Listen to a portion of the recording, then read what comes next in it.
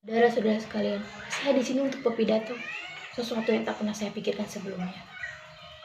Sebab pidato adalah sebuah kesaksian dibanding dengan melontarkan pepatah-pepatah kosong. Apalagi saya di sini berpidato di depan saudara-saudara semua yang merupakan kaum pendidikan tinggi dan kaum intelektual yang sering nongol di depan televisi. Saya hanya rakyat kecil, rakyat yang tak memiliki referensi mengenai politik.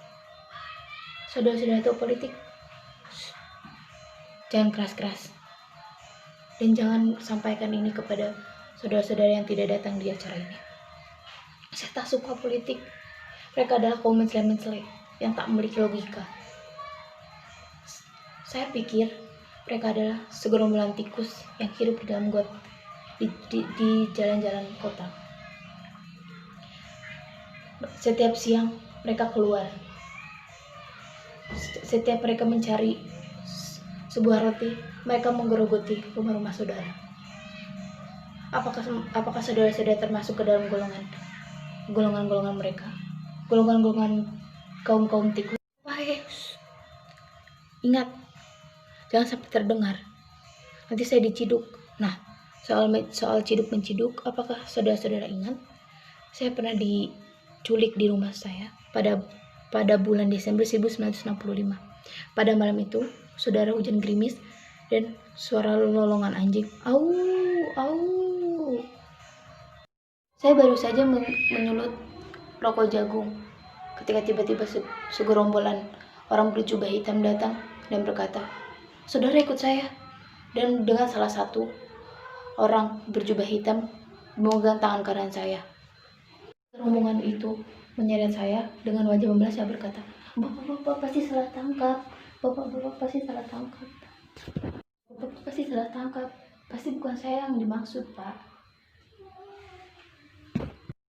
Saudara-saudara sudah dengar tadi bukan? Saya jijik, saya muak. Kenapa semua orang yang datang kepada kami selalu membawa janji? Kenapa tidak? Saudara-saudara, saya di sini berpikir tindakan saya itu benar. Saya harus terus terang. Saya di sini harus buka kartu kepada saudara-saudara. Saya memang pernah diajak menjadi anggota PKI, tetapi saya menolak. Seperti juga saudara tahu, saya tak ingin terlibat dalam permasalahan pragmatis. Di zaman ini tak ada lagi yang bisa diharapkan. Zaman ini sibuk dengan partai-partai yang merebut kekuasaan. Nasib rakyat kecil seperti saya tergeletak di ujung kaki mereka. Setiap saat dengan mudah mereka menuju ke arah mana, dengan nasib berada di kaki mereka masing-masing. Jelas, nama saya sudah dikorupsi. Saat kampanye dengan mudah mereka memanipulasi. Dan mereka berkata, "Saudara-saudara, partai ini partai wong cilik, partai yang akan bersama dengan warga-warga kecil di hidup mereka."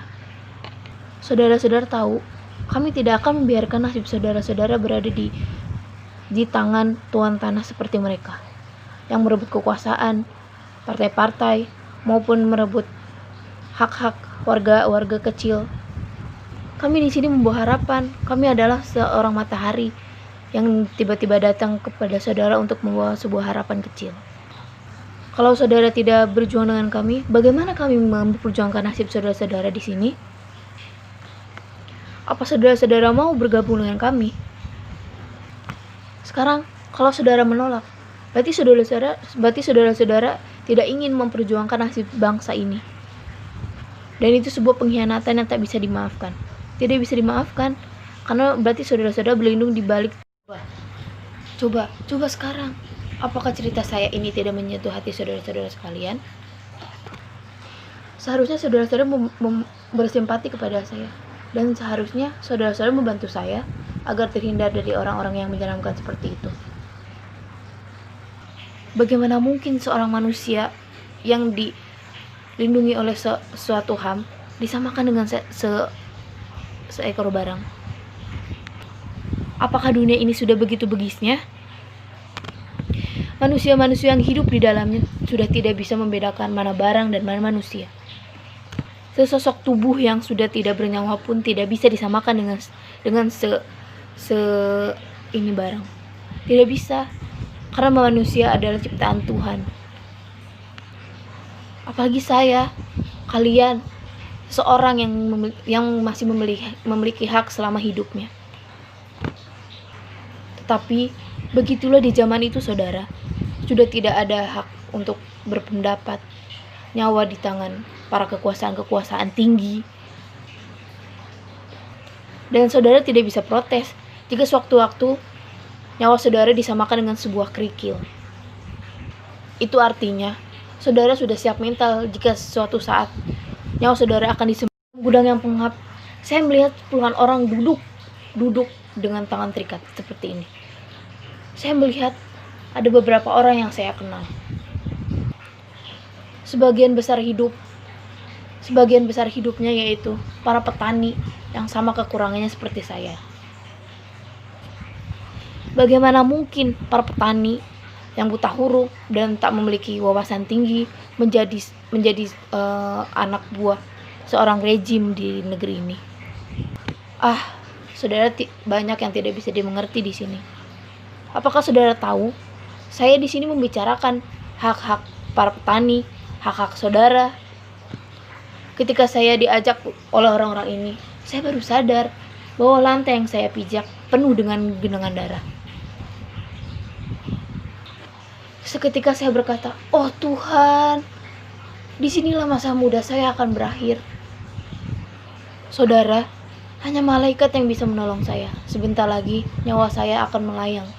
Nyawa saya akan hilang, dibawa oleh rejim-rejim seperti itu. Diam-diam saya berdoa. Saya masih bersyukur bisa mati di ujung rancang yang sopong. Jadi saya muak. Kenapa semua orang yang datang kepada kami selalu membawa janji? Kenapa tidak dengan perasaan yang tulus dan sahabat yang baik? Sudah begitu malah marah-marah. Huk, izinkan saya, saudara. Saya sudah lupa bagaimana rasanya menangis yang baik. Tangisan-tangisan semua yang ada saya tonton di televisi telah menjadi sandiwara yang membuat kita harus terharu, menangis. Nama saudara ada di dalam daftar, kata lelaki yang berbadan besar dan tinggi. Makanya jangan rewel. Bapak-bapak salah tangkap. Saya bernama Tel. Saya tidak pernah menjadi aktivis untuk merupakan petani. Nama saya Meler, Pak. Mau nama kamu Meler kek, Teler kek, saudara sudah kami tangkap. Saudara-saudara pasti sependapat dengan saya bahwa jalan kekerasan adalah balasannya dengan kekerasan yang lain. Lagi-lagi saya bergelidik. Toh, jika saya mati sekarang, apakah kekerasan akan sampai di sini? Apakah kekerasan akan berakhir di dalam tumpukan gudang ini? Siapa yang menjamin bahwa jasad kami adalah suatu berakhirnya dalam sebuah pembantaian? Itulah saudara-saudara. Saya ingin sekali bercerita banyak hal, saudara-saudara, tapi saya tidak bisa diberi kesempatan. Itulah akhirnya saya meminjam tubuh saudara kandung saya. Tidak lain saudara bungsu. Tolong, setelah saya pergi, sampaikan kepadanya terima kasih atas pinjamannya. Semoga ia selamat dan tidak mati konyol seperti saya.